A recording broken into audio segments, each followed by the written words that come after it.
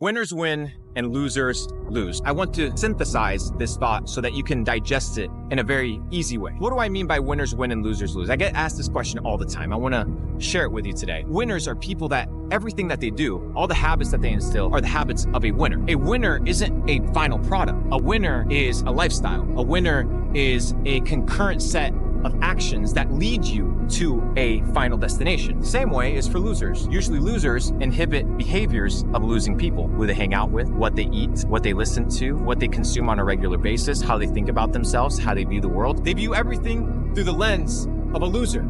That's why they are where they are today. So when people come to me and they're like, Luke, why is my life shit? All I have to do is look at your action. How are you operating, dude? Most of you guys are operating at a 2 out of 10 and you're expecting a 10 out of 10 life. It's impossible. You want uphill results with downhill habits. It's not gonna fucking work, dude. You gotta level up. And that means understanding that if you follow a list of successful ingredients, you're gonna achieve success. If you're not motivated, it's for a few reasons. Either you don't like what you're doing, either you don't understand the mission as to why you're doing something. If your family's starving, if you have to feed your kids, dude, you'll get shit done. Most of you guys are comfortable, soft. They don't want it. You don't want it, dude. If you want it, you get up and do it. You do the things that you want to do. You put time into the things that you want to put time into. How is it that I can do all of these things? I'm committed. I'm committed to my goals. I can't cheat myself, bro. I'm done with the bullshit. I'm done with the self-sabotage. Like, dude, I'm here to win, not win against the world. I'm trying to beat myself. I beat myself every day. Conquer. Because if you can conquer yourself, you can conquer anyone. Because you're the most difficult enemy you will ever face. If you can conquer self, dude, you can build a multi-billion empire from the ground up. If you can literally commit to developing yourself full time, dude, you can build an empire. What is holding you back? Nothing. Yourself, myself. So we gotta commit. Get it done. If I can do the 1,400 texts with tens of millions of dollars in the bank account, what is holding you back, mother? Like, all you have to do is show up and commit. But you can't cheat it. You can't cheat it. Like, you could cheat your way through school. You could cheat your way through lying to your parents. But it's like fighting. It's like the gym. You got to show up. And if you don't show up, the moment that you have to prove yourself, you fall. You start going to the gym, you feel weak in order to become strong. You go to the library, you read, you don't understand, you feel stupid in order to become smart. The process of discomfort is inevitable. You have to go through it. Most people have that initial feeling, that initial lack of self-belief, because they don't understand that they have to be humbled first in every aspect in order to grow. So you go to the gym, you feel like shit, that's a good thing. It just shows you that you need to improve. Most people go to the gym, feel like shit, never go back. Put on an oversized t-shirt. Problem covered. No, it's not the problem's not covered. You need to go through that parallel problem solving. You solve it, and then you get the reward. Every aspect of life has it. You can go from zero to hero, from peasant to king, if you change the way that you think. And if you don't know how to change the way that you think, begin to digest new information. Stay away from the haters, stay away from the losers, stay away from the people with weak minds and weak mentalities. And find those people that empower you. Find those people, elevate your spirit and your soul, and understand that your potential, my friend, is limitless. You, my friend, are limitless, but you must believe. You have to believe in yourself. You have to believe that it's possible, because you can create your reality. The perception that you have of the world, if you think there's only scarcity, there's no opportunity, that's how you are going to interact with reality. If you think that there's abundance, if you think that there's opportunity, then these things will manifest themselves to you. So you have to believe that you can, right? And the way that you believe, and the way that you can get to that state, because a lot of people are like, I have a lot of doubt. So do I. I have it all the time. Even if at these levels, right? You're doing 7-figure months. Dude, there's people doing 8-figure months. That's hard to fathom. That's hard to imagine. Yeah. But it's still possible. Yeah, of course. Is it difficult? Absolutely. But it's a mindset shift. The ingredient list is out there. You just got to be paying attention. You don't have to reinvent the fucking wheel. There have been successful people before you. There will be successful people after you. The question is, will you become successful? Will you instill the habits of a winning person? Will you embody the beliefs of a winning individual? Will you cut out the bullshit that makes you a loser? Are you gonna keep consuming and being like, well, what's wrong with me? What's wrong with me? What's wrong is you're wrong. Your life is wrong. Everything you do, when the moment you wake up, you self-sabotage. You're setting yourself up for failure. And then you're asking why you suck at life. You suck at life because everything that you do is sucking and draining you away from your fullest potential. Focus on leveling up. Focus on winning. Every single action, everything that you do, focus on winning. Focus on becoming a champion. And you know what the outcome will be? You will become exactly what you put in. You will become the outcome of your actions. You will become the outcome of your decisions. I'm a winner. And I'm not a winner by what I've achieved. I'm a winner by what I do today. Not what I did yesterday, not by what I do tomorrow, not how you perceive me, but how I perceive myself. Did I cheat myself today? Or did I win? Did I beat myself at this game of life? That's all that matters. I ain't competing with you. I ain't competing with him, with her. I'm competing with myself. Winners win, losers lose. Every day is a chance to win or to lose. What you did yesterday in your business, what you did yesterday at the gym, what you did yesterday to level up in your knowledge or in your network doesn't really matter. Every single day you need to show up because you're only as good as your last shot. You're only as good as your last win. You're only as bad as your last loss. But every day the clock resets to reshape your future. The clock resets for you to reset the direction of your life. Every day is a new shot for you to change your life. Every day is a new shot for you to reinvent yourself. And if you understand the power that when the sun comes up, it's a new opportunity for you to live your life, a new life of purpose, a new life of achievements, and a new life of success. You wake up with intention. Stop waking up like an accident. Start waking up with purpose and understand that nobody is coming to save you. Nobody in the world gives a fuck about your problems, and you, my friend, have to handle it yourself. I want to teach you an extremely important principle. A principle that had I learned long before I did, I would have tenfold my net worth, I would have tenfold my relationships, I would have tenfold my access to deal flow, and I would have tenfold my ability to put myself in the right rooms to succeed. And that principle is the power of positioning. There is power in how you position yourself. Now, many times people talk about hustling, grinding, working hard, waking up, working 19-hour days as the ingredient for success. If that was the case, then the construction workers or the plumbers or the garbage men, those would be the wealthiest people. But the reality is, hard work alone, hustle alone, does not equate to success. Why is it that all these trust fund kids, why is it that all these sons of bankers and daughters of bankers or financiers, how is it that they get access to deal flows, access to IPOing companies and seed rounds and really good investment vehicles, and you don't? Are they any more intelligent than you? Well, potentially yes, but I could debate that the power and the position that they have gives them access to multiply at a faster rate than the average man, than the average woman. So the question is, in your career, how have you positioned yourself to win? Or are you always constantly hustling and trying to find your ability to make a quick buck, or thinking that working hours equates to productivity? I know a lot of motherfuckers that work a lot and produce nothing. Practice, train, so that when the opportunity comes, through your positioning, you can actually deliver. You can actually follow through. You can win. You can succeed. Power is in positioning. How are you positioned? Leonardo da Vinci famously said, "God will sell you anything at the price of labor." And that is true. So what you have to do is, if you want something, you have to work for it. And most people that think that the world is based off of luck have never truly worked for something. Not enough to understand that luck does not exist. It's merely a game of probabilities. You work hard, you work more, you work longer, and eventually you can increase your odds of success. I often talk about the symphony of success. What does success sound like to you? Not what success means to me. Not what success means to your parents, to your friends, to the system. What does success sound like to you? What is your symphony of success? When you hear successful, living a successful life, what comes to mind? For a musician, it may be really good at playing an instrument. For me, it may be developing a phenomenal business. For an athlete, it may be developing a great athletic career. What is your symphony of success? It really depends on the individual. That's why there's no one spectrum of success. There isn't one number to achieve that defines success. That is my definition of success, but that is for me. Why? Because every person beautifully has been created to have their own specificity. So you have your own dreams, you have your own ambitions, you have your own symphony of success. You need to find that. And how do you find it? From deprogramming that everybody else has told you of what it means to be successful. Winning is about accomplishing your goal. If you say you're going to accomplish it, if you accomplish it, you win. If you don't accomplish it, you lose. That's it. No philosophy, no science. If you say you're going to do something, you don't do it, you lost. You're a loser.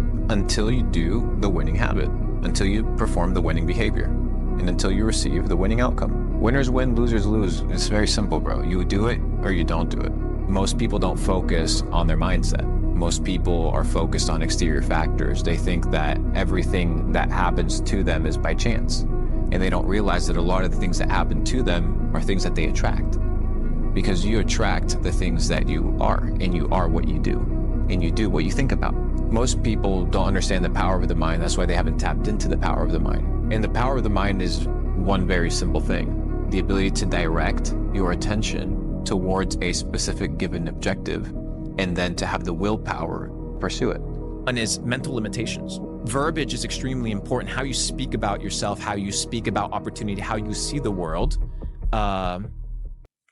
needs to be seen from a place of abundance and opportunity, not from a place of scarcity and need. And a lot of people, whether they believe it or not, they operate out of a place of scarcity and need and fear because they haven't developed the mental framework of believing and confiding in themselves and trusting themselves. So I think initially people need to reshift their frameworks. Once you understand that you can control the future of your life, it gives you the single most powerful emotion that you can feel: hope. And most people live in a state of quiet desperation. You can't pay their bills. They don't feel healthy. They wake up and they're anxious. So why are these things taking place? And if you can address that and understand that if you want to feel different, you must believe that that which you want is already yours, and that time-space continuum just has to catch up. I'll tell you why you limit your beliefs. You limit your beliefs because you don't trust yourself. Why don't you trust yourself? Because every time you tell yourself that you're going to do something, you break your own promise. If you can't trust yourself as an autonomous individual, no wonder you're not going to advance in life. Imagine your entire mindset was just like, it's possible to get to the next level. It's possible to be great. It's possible to make more money. It's possible to be more healthy. And your entire perspective on life, your worldview was positive. Even if you had to lie yourself into believing that. Sometimes you have to create a delusion that is so far out there that people will think you're crazy. You won't be remembered for the money that you make. Bro, you won't even be remembered. The businesses you build, they won't last. The customers that you serve, they're gonna die as well. The haters that you have, their opinions will die with them. The lovers that you have, their opinions will die with them. So there's nothing to accomplish beyond yourself means that your focus in life should be to develop and enjoy existence. How many people can say that they enjoy existence? Truly, very few. That to me, my brother, is success. Ultimate success. What is the best vehicle for me to get to my goal? Maybe your goal isn't to get rich. That's okay. Like maybe your goal is to become healthy. You can have a different goal at a different time. Wow. Yeah. You can change your goal tomorrow. You're not bound to your goal. You're not bound to your identity. So maybe today you just have to get fit. Maybe tomorrow your goal is to have a good attitude. So with enough time, enough dedication, laying these bricks consistently, focusing on income producing skills, multiplication skills, preservation skills, and just taking it a day at a time, being authentic, regulate ourselves, then we can actually be in control of our lives. The path of success and the path of entrepreneurship and the path of greatness is lonely. And you have to be willing to be alone in the process to getting to the top. I realized in my life and my main perspective in life wasn't to become successful. My perspective of life has become to pursue truth. And when I told God, hey, I will sacrifice my family, my relationships, even my life for the pursuit of truth, then that commitment and that dedication carried me through any insecurities, any doubt, any loneliness, and eventually all these things played out well. You cannot be a happy person all the time. So to pursue happiness is an unachievable goal. But to pursue freedom is a state of mind. Freedom is a state of being. It's not an emotion. I can still be sad and be free. I can still be happy and be free. So if somebody that's like, well, I want to be a happy person, well, good luck, bro. This idea of being happy is this concept that people have been sold that life is about happiness. But what if life wasn't about happiness? What if life is about experiencing every aspect and every emotion that life has? Wouldn't you want to experience the full sudden range of emotions that life has to offer you? The sadness, the heartbreaks, the joy, right? right? You can't have happiness without sorrow. You can't have pleasure without pain. And to neglect one thing is to neglect life.